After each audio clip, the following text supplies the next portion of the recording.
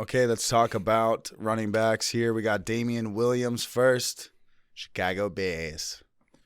Yeah, so did you see the injury that happened to Montgomery at all or no? No, I did not. Me neither. I was talking to a buddy about it. He said that he pretty much, his whole knee went back and like they thought it was going to be a torn ACL, but the reports came out today. Montgomery should miss about 4 to 5 weeks. In 4 to 5 weeks, that puts them at their week 10 bye. So if the 4 to 5 week like injury or out thing is like the timetable, we probably won't see David Montgomery until week 11 because they have a bye in week 10, like I just said. So, I mean, that means for the next, 5 games or so, you're going to see Damien Williams most likely be the lead running back for the Chicago Bears. And I like it. I mean, he's my number one waiver priority. I think he's the number one waiver priority across the board in all fantasy, platforms and amongst the industry and whatnot. I think he's got at least top 15 upside now that Montgomery's not there. I mean, a guy who's a capable pass catcher out of the backfield. He's a 3-down back.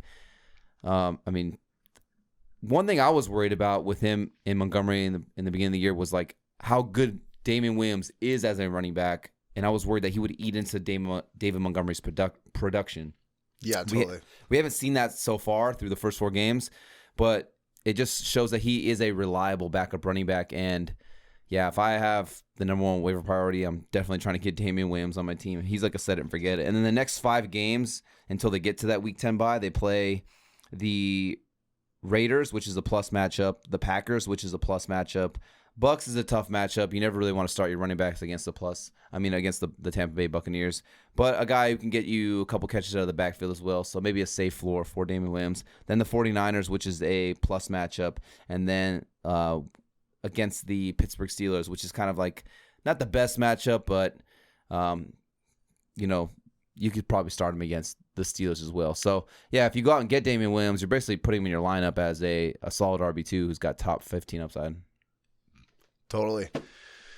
Yeah, it's one of those moments where you're like, I wish I would have kept him on my team, as the backup. I mean, David Montgomery gets a sick amount of touches, so it's bound to happen to these guys who touch the ball as much as they do. Yeah. Yeah. This kind of sucks for us. In one of our leagues, we have CMC and Montgomery. Yeah. That's rough. That's no bueno. Yeah. No bueno. Yeah. FFPC. Wow. Yeah. A ref. Let's go. Freaking fucking players can't stay healthy. That's what FFP stands for. Let's go on to Latavius Murray. Everybody was pretty hyped with the Tyson Williams hype train a couple weeks ago, but it seems like the Baltimore Ravens like Latavius Murray. They like Le'Veon Bell, and they like Devontae Freeman. Not so much Tyson Williams.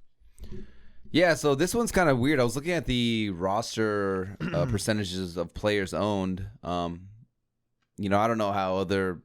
I think ESPN does like under 50%. I don't know what like Fantasy Pros does or these other ones do, but to me, I feel like if a player is at least 30% owned, like 30 to 35% available, that means 1 out of every 3 leagues that player is available. So that's a good possibility that he's available in your league. Especially some of these home leagues where people aren't on top of it as much as the leagues that me and you are in, Mike. Because I feel like the leagues we're in are pretty tough. Pretty tough. The waiver wires get it's like a barren wasteland at times. But Latavius Murray was available in 55 to 70% of leagues, and I was kind of just taken back by it. Like, I don't understand why this guy isn't owned, even if it was just for like depth purposes. Obviously Tyson Williams came out and he was the guy, and you get Le'Veon Bell there. They signed Devontae Freeman too. But Tyson Williams was a healthy scratch, didn't play this week, and it was the Latavius Murray show this week. He had 18 carries compared to Le'Veon Bell, who only had 4, and Devontae Freeman had 1. He played 62% of the snaps, which was the most out of any Ravens running back so far this season.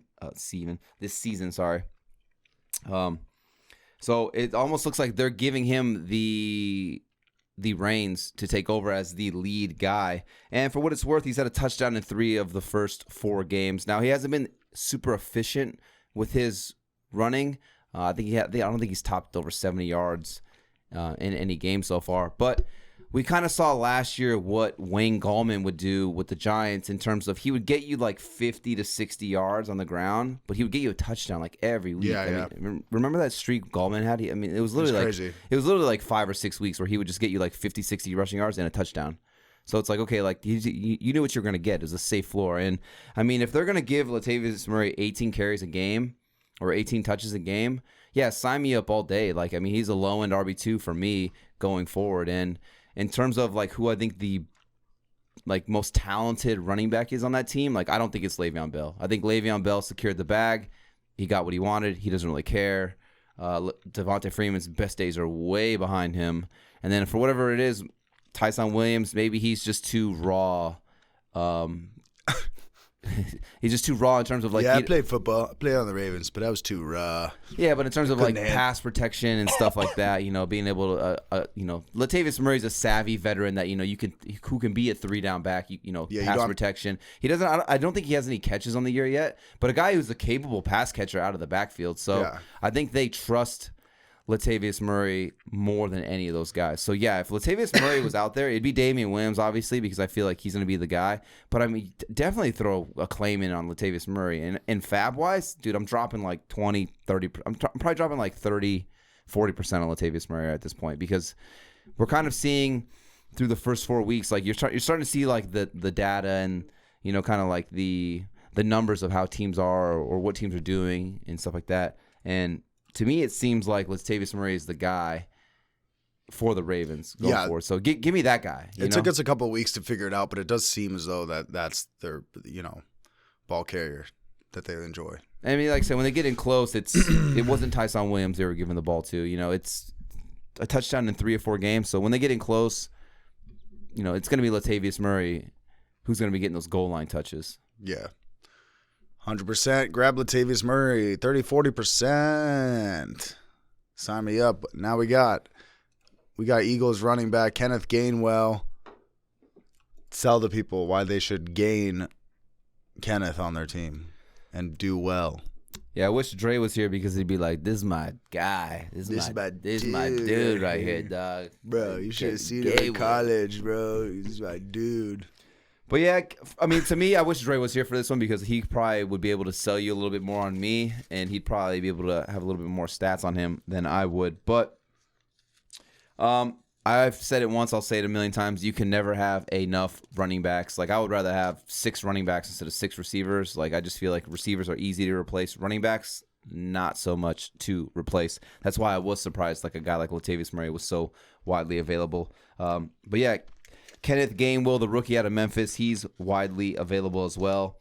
For what it's worth, just some numbers on it. Sanders is playing about 65% of the snaps. Gainwell's playing 35% of the snaps. So it's a little 2-to-1 share here. But Kenneth Gainwell is out targeting Miles Sanders 18-14. So when he's on the field, he's getting utilized. To me, he's more of like a grab and stash. I'll throw a claim in for him. I'll get him on my team just because, like I said, you can never have enough running backs. And then, God forbid, if anything happened to Miles Sanders, knock on wood, I think Kenneth Gainwell would be the guy. So if you have Miles Sanders, maybe grab Kenneth Gainwell to be your handcuff because, like you said, you just don't know. I mean, we've already seen CMC go down.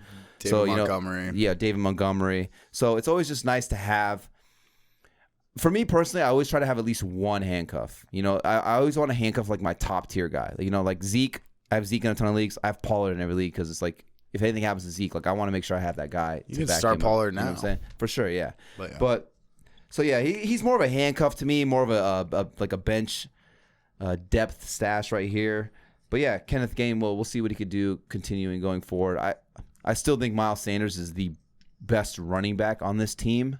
I just think the Eagles need to get it to fucking together and give him the football because they're just not giving him the football for whatever reason. Imagine being an Eagles fan, Yeah. Hey, they won Super Bowl recently, so not too bad. Not too bad. Yeah. Yeah, I didn't mean it like that. It would just be weird. I don't know. My team sucks right now anyways. But let's go on to Samaje Perine for the Cincinnati Bengals. Samaje Perine.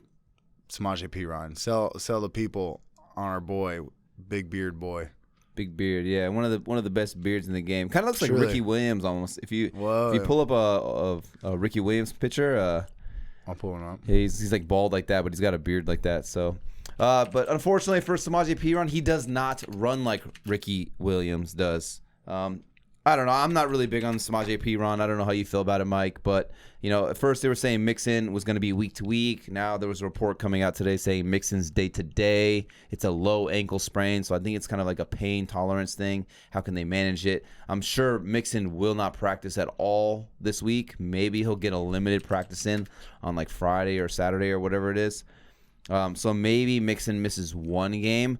But Mixon's injury doesn't seem too serious to be missing multiple weeks to where I'm like, I need to get Samaje Perine on my team. If anything, if I'm a Mixon owner, maybe then I'm trying to get Samaje Perine on my team. It's almost like the Kenneth Gainwell thing where I just want to handcuff my guy. Like in case, God forbid if Mixon re-aggravates the ankle, then Samaje Perine would obviously I don't think he would get that same workload that a little bit, right? Kind of. Yeah, a little bit, right? I couldn't find any pictures of him with the beard and bald also. Yeah, dude. Shout out to Ricky Williams, dude. That guy was a fucking savage.